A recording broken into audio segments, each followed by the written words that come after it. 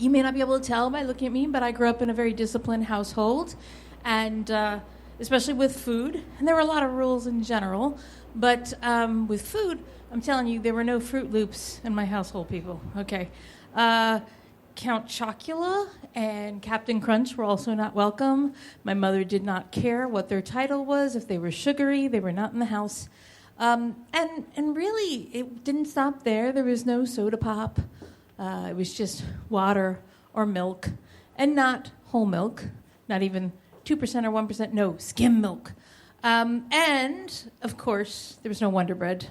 The light, fluffy, delicious bread was not welcome because it was only white we had, the stone-ground whole wheat bread. And during one particularly sad phase of my life, when my mother was dieting, she would send me to school with lunches that had a sandwich made of peanut butter and rice cakes. But not the small, like, flavor-filled, crispy rice cakes of today. No. These were kind of like 2 discs of styrofoam. And the peanut butter served to cement the dryness into your mouth. You try trading those sandwiches at your school lunch, okay?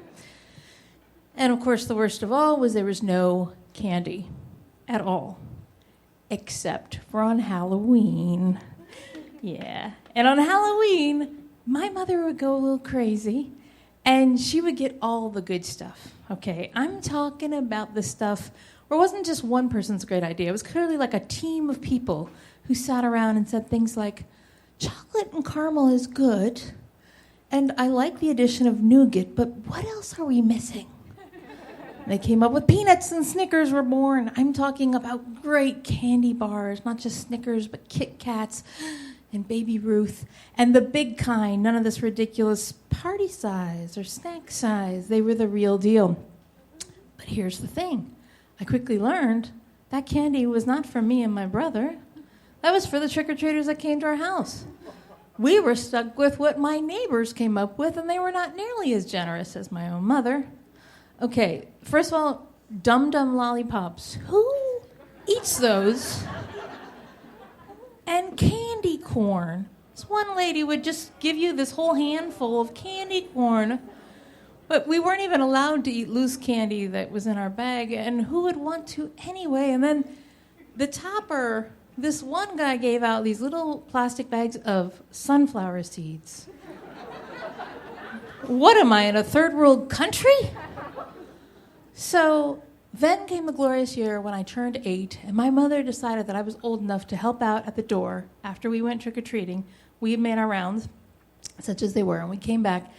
And so I was allowed to man the door while she did whatever outside work was involved. I wasn't sure.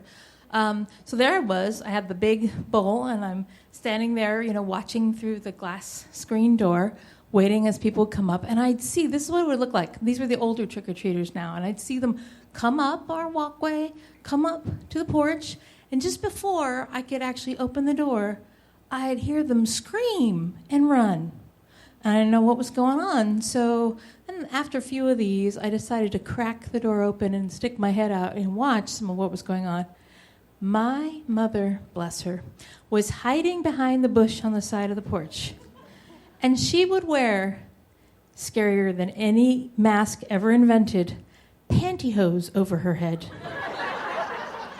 It mashes up the features of your face so you don't look human. And then she'd top it with a witch hat, I guess just for good measure. And she knew, long before these special amusement parks figured it out, that the scariest thing of all is a live person jumping out at you.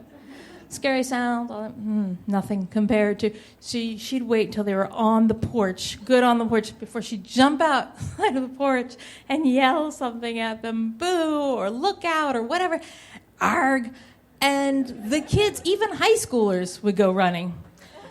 And then at the end of the night, when she came in, and she had taken off her pantyhose, and she eyed the almost completely full bowl of great chocolate, and she said, that's weird. We have a lot of leftover. I guess that's just more for us. Now that's what I call a good witch, people. Right there. So...